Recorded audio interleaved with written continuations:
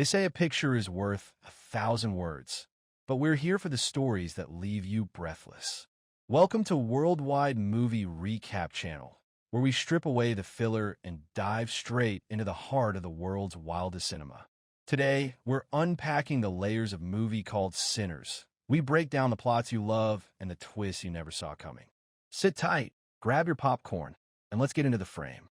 In 1932, the humid, heavy air of the Mississippi Delta greets twin brothers Elijah Smoke and Elias Stack as they return to their ancestral roots in Clarksdale. They are no longer the wide-eyed youths who fled the South. They carry the hardened, cynical edge of men who survived the brutal criminal underworld of Chicago. Having amassed a small fortune working as muscle and earners for the mob, they arrive with a satchel of cash and a singular, defiant vision: to own a piece of the land.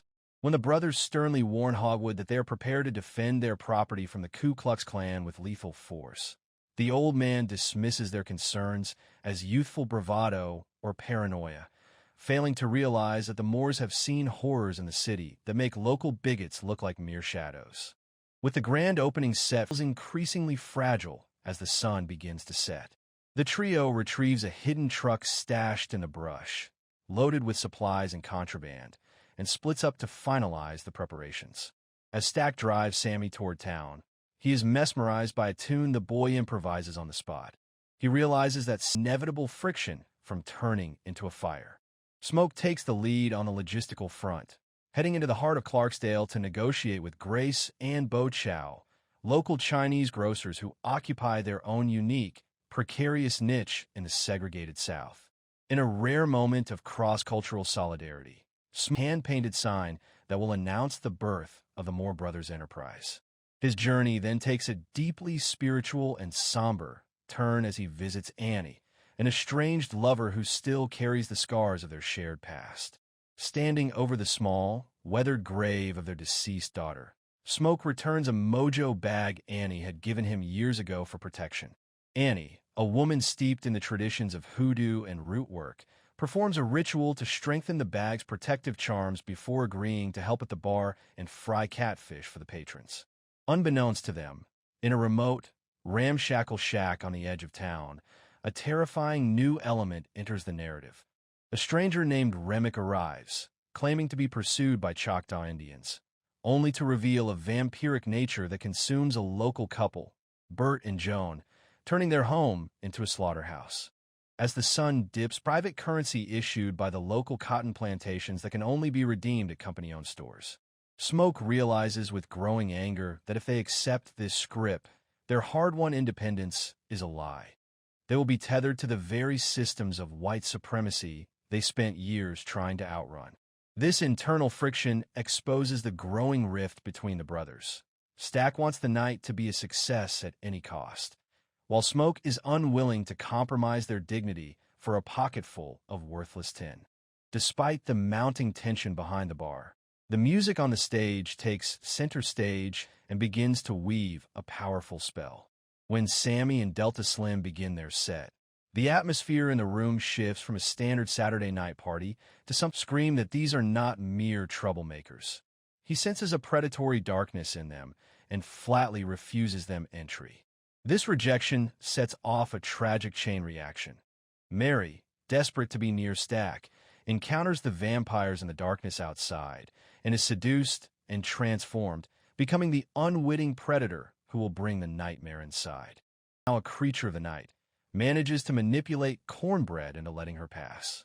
She finds Stack in the chaos of the crowd and, using their shared history and her new, supernatural allure as a lure, draws him into a secluded side room.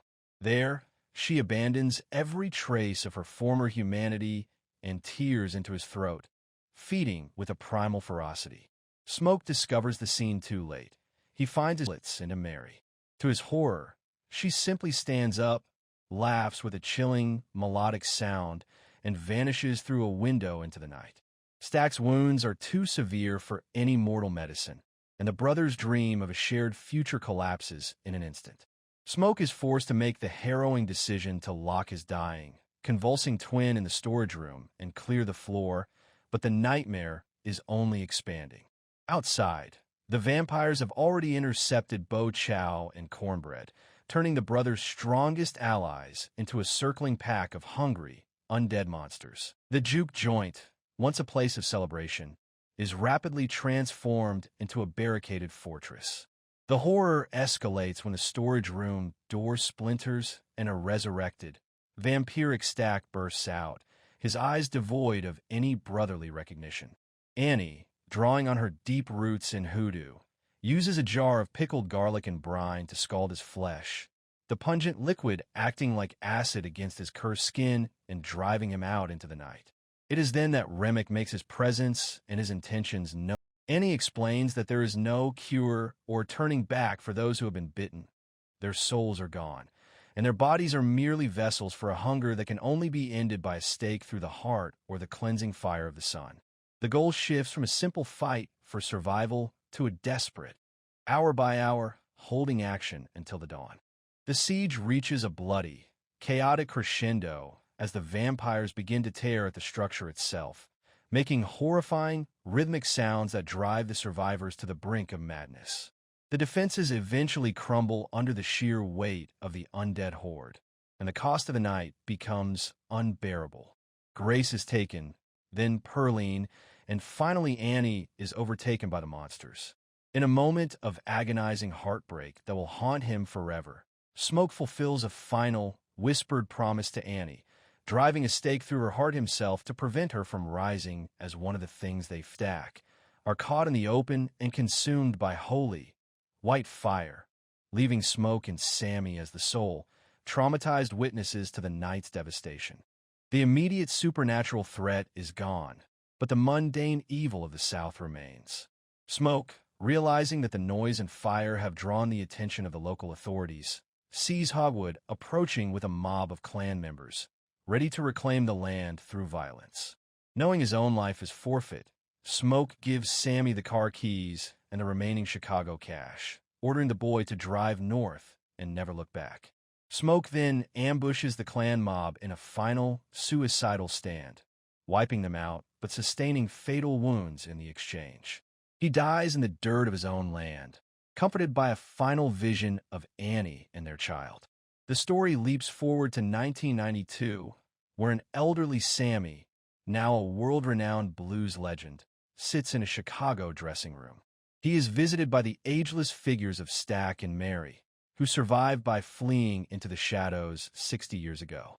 They have followed his career like guardian spirits, and as Sammie confesses that despite the nightmares, that day in 1932 was the only time he and they ever felt truly, dangerously free. Thanks for hanging out with us at World Wild Movie Recap Channel. If you're still breathing and you haven't turned into a creature of the night yet, go ahead and hit that subscribe button on YouTube and follow us on Facebook. We've got plenty more cinematic deep dives, plot twists, and hidden gems locked and loaded for you. Drop a comment below, share this recap with a friend who loves a good horror western movie, and keep your eyes peeled for our next drop. It's going to be a wild one.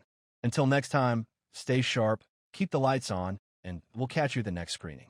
Peace.